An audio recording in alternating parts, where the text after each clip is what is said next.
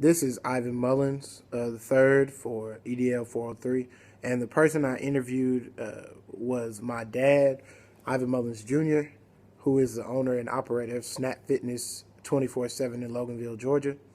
My dad has owned two different businesses over the past 22 years and is currently working on his third business venture. So I thought he'd be a good person to interview. Snap Fitness, he manages the employees and does things like maintenance around the gym. Okay, so starting off with my first question, have you ever had to have an awkward conversation with one of your employees about something that needed to be addressed concerning the business? And that's from Chapter 3, Crucial Conversation. He said, yes, that goes along with the business, but the person you're addressing should be made to feel comfortable as possible when doing so. Number two, do you believe that making connections to your employees through stories is a good way to handle certain situations? And that's from Chapter 3 as well. Use stories to help change minds. And he said, yes, he loves to tell stories and connect with his employees. He feels like it makes them feel more welcome and comfortable around him. And number three, do you ever use incentives to help push your employees towards doing more work in a superior manner? And my dad said that he usually doesn't like to because he believes that work it should motivate you already, just to get your money. But he said that sometimes he will have little days where people can bring their kid to work or something that just kind of makes them feel happy.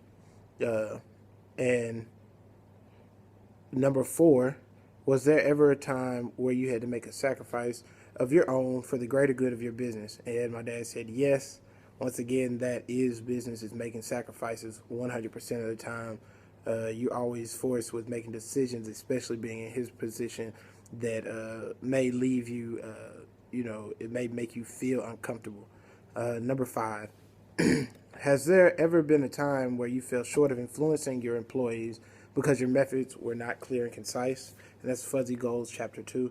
And he said, yes, there have been, but he, there have been times where he's fallen short of addressing his employees, but he's worked his way over the years. He's worked his way to understanding how to be clear and concise with all of his messages or anything, just to make sure that things like that don't happen. Number six, do you ever reach out to other people outside your business concerning what to do about a situation within your business? And I asked him this, and he said that yes, he has to always connect with people even right next door to him in the same plaza as him, just as far as if they're having an event or just talking, or even if it's advice on what to do about an employee that isn't doing too well, I guess you could say. And so, number eight, would you ever consider? Oh, number seven. I'm sorry. How do you feel about modifying seemingly difficult tasks so that they are easier for your employees to work through? My dad is a advocate of this. He likes to make things seem fun and easy, even if it's hard, because he believes that if something seems fun and easy but it's hard, it's not really work. It's really like play, and makes it easier for people to do things. Well, now this, number eight. Would you ever consider changing something that is normally done within your workplace if it meant more productivity, change the environment? And my dad said yes, he would be willing to if that was something that was feasible to do, something economical to do as well. Number nine. What do you do when trying to identify why an employee is not performing well? Find vital behavior, Chapter 3. My dad said that he usually goes in and talks to them, and it goes back to the awkward conversation.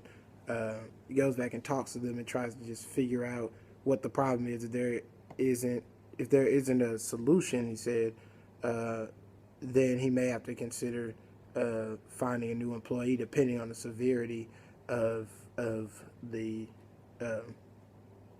depending on the severity of the action or whatever the employee did.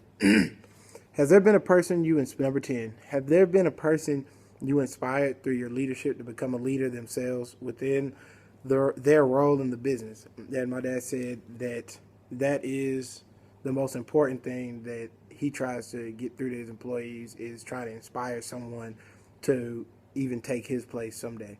So that is my interview. Thank you.